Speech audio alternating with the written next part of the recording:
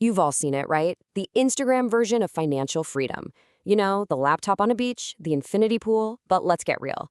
Today, we're talking about what it actually feels like day to day when money stops being the boss of you.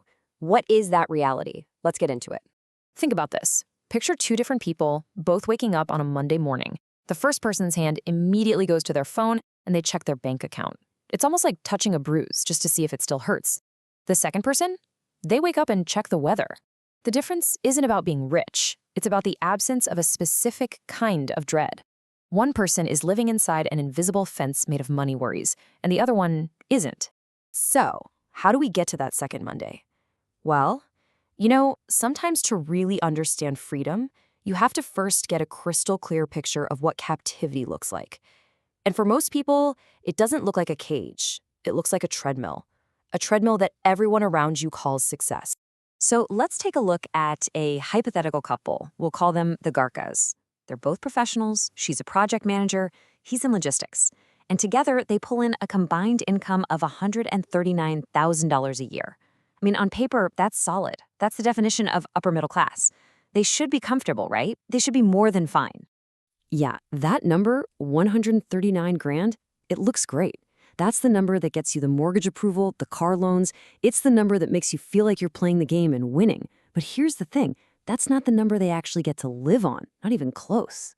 So after the government takes its slice, we're talking federal taxes, state taxes, FICA, and after they put a little bit away for their 401k, their actual take-home pay is around $8,200 a month. This is their reality. This is the real money that hits their bank account.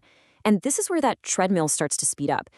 Okay, so where does that $8,200 go? Well, let's follow it. Housing, that's the mortgage, the property taxes, insurance, boom, nearly $3,200 gone. Then they both need cars to get to work, so transportation eats up another $1,270. I mean, just think about that. Before they've even bought a carton of milk, half of their monthly income is already spoken for. After everything else, they're left with less than $1,600 for everything else. And this, right here, this is the trap. The Garcexes are not irresponsible. They're not out there buying yachts. They made all the right moves, all the reasonable decisions that society tells you to make. And where did it get them? To a life where one major car repair has to go on a credit card. That is what financial captivity really feels like. The real cost here isn't just the numbers. It's that constant, low-level hum of anxiety that's always in the background. And get this is wild. Research has actually found that living with this kind of financial stress literally reduces your cognitive capacity. We're talking by the equivalent of 14 IQ points. So the stress of having the problem makes you objectively worse at solving the problem. It's a terrible, vicious cycle. Okay, I know that was a little heavy, but I promise I didn't walk you through all that just to bum you out. The reason we did that is because financial freedom is the complete opposite of every single one of those feelings. It's the inverse of that anxiety. So let's flip the script and talk about what that really feels like. I think the biggest mistake people make is thinking that freedom is about adding more stuff. A bigger house, a faster car. It's not. It's about subtraction. It's about removing a weight. It's like, that moment when a noisy appliance in your house finally shuts off and you suddenly realize how loud it was? It's that. It's the quiet. So what does this look like in real life? It means a flat tire is just an annoyance. It's a Tuesday problem, not a 3-day anxiety spiral. It means you can actually say no to an unreasonable request at work because your entire livelihood doesn't hang on that single paycheck. But what's really fascinating is that after that initial "I did it" high wears off, a couple of unexpected challenges tend to pop up. The first one is a full-blown identity crisis. I mean, for so many of us, our job is who we are. Take this guy, Marcus. He retired at 51 with over $2 million. 6 months later, he was bored out of his skull and went right back to consulting. The second one is what they call deaccumulation anxiety. After a lifetime of saving and scrimping, actually spending the money you've saved feels stressful and wrong. And this statistic is just insane.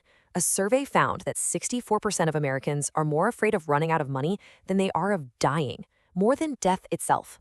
Let that sink in. Okay, so we know what the destination is, right? We know what it feels like, but how do you actually build the bridge to get there? Well, this is where the math comes in, and I promise you it is way more straightforward and way more empowering than you probably think. So, first things first, you need a target. You can't hit a target you can't see, right? We call this your freedom number. It's based on a guideline called the 4% rule, which basically says you can safely withdraw 4% of your portfolio each year without it running out. The math couldn't be simpler. Figure out your annual expenses, how much your life costs for 1 year, and multiply it by 25. That's it. If you spend 60 grand a year, you need 1.5 mil. It's a clear, calculable goal. So let me ask you a question. What do you think is the single most important factor in how fast you can get to that number? If you're like most people, your brain immediately goes to one thing: how much money you make, your income. And you would be wrong. It's not your income. The most important variable by a long, long shot is your savings rate, simply the percentage of your take-home pay that you manage to save and invest. Understanding this one simple idea can change absolutely everything. And this chart right here shows you why this is so powerful. Look at this. If you save 10% of your income, you're looking at a 51-year path to financial independence. 51 years. But look what happens if you can save 50%. The timeline collapses to just 17 years.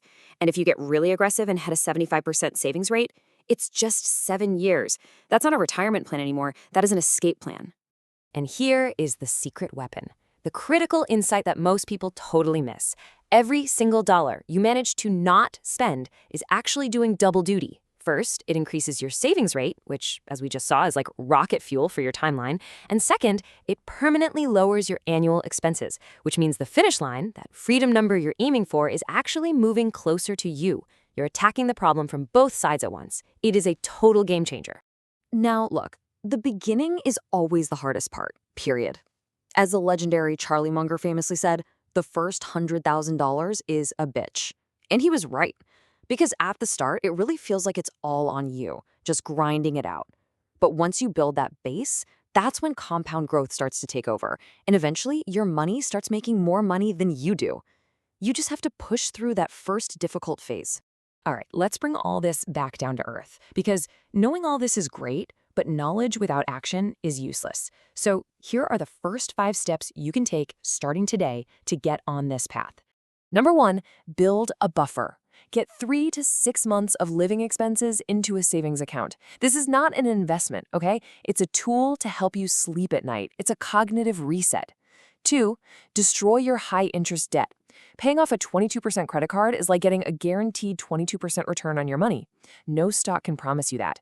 3, automate your investing. Set it up so it happens every month without you thinking about it in simple, broad market index funds. 4, and this is crucial, keep your lifestyle flat.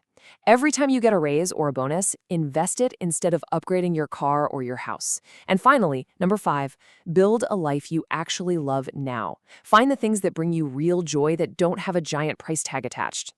You know, the Garcia story isn't a cautionary tale about personal failure. It's the predictable result of following the standard playbook in a system that is designed to keep you spending.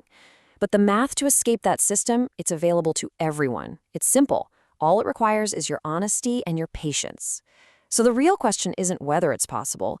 The question is, are you ready to sit down and run your own numbers?